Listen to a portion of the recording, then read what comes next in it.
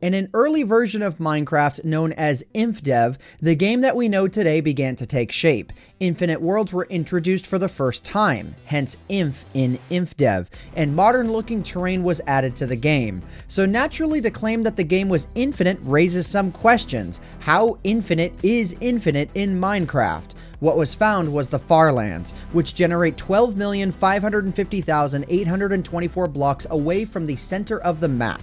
But why does this happen? Why is it this number and not 2.147 billion, which is the limit for 32-bit numbers? Well, today we're going to check it out.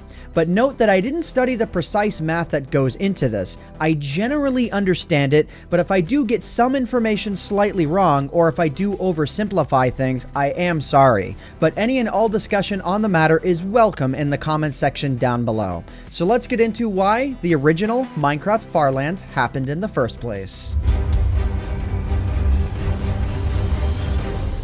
In the original versions of Minecraft, all the way up until beta 1.7.3, a simple bug existed within Minecraft that allowed for this kind of terrain to spawn. My original video showing it off from 2011 can be found on the top right of the screen. And while I'm no expert for the math that goes into this, I wanted to do my absolute best to understand and explain why the Farlands happened. I've had an interest in game-breaking bugs for as long as I've been playing games, so naturally, even if the math that goes into it isn't my strong suit, I wanted to understand it. So let's get into it.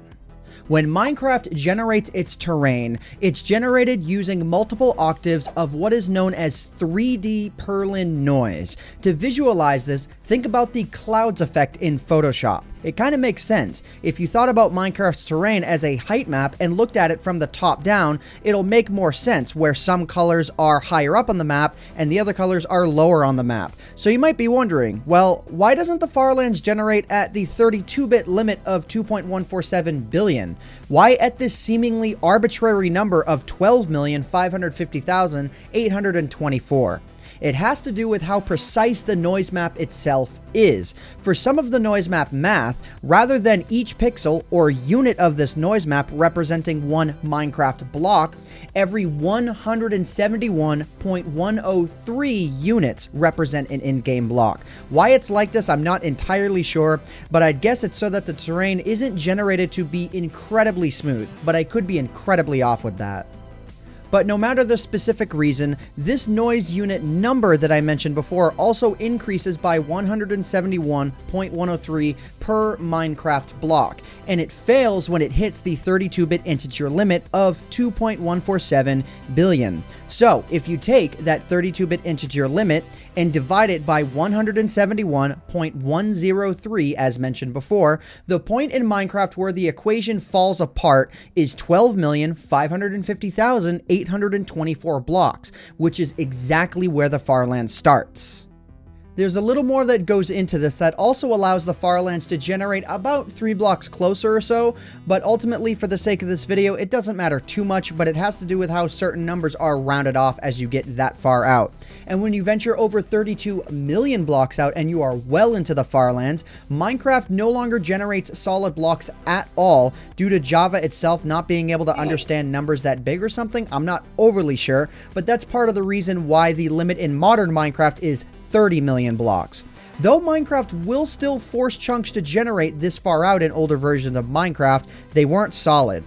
And that, at least in an oversimplified manner, is how the Farlands happened. If I had to guess, what happens with the terrain generation at this point is some internal division of numbers within the noise generator fails because the game can't understand numbers past the 32-bit integer limit of 2.147 billion, leading to height scaling that is far above what would normally happen. I tried to find a link on this, but I read up somewhere that if Minecraft had absolutely no height ceiling at all, the Farlands would be able to generate somewhere in the neighborhood of 6,000 to 7,000 blocks up before they would eventually stop. I'd love to see a mod that could do that, no matter how laggy it would be. And I know that mods have existed before that have allowed maps to go up to 2,048 blocks, so someone get on that.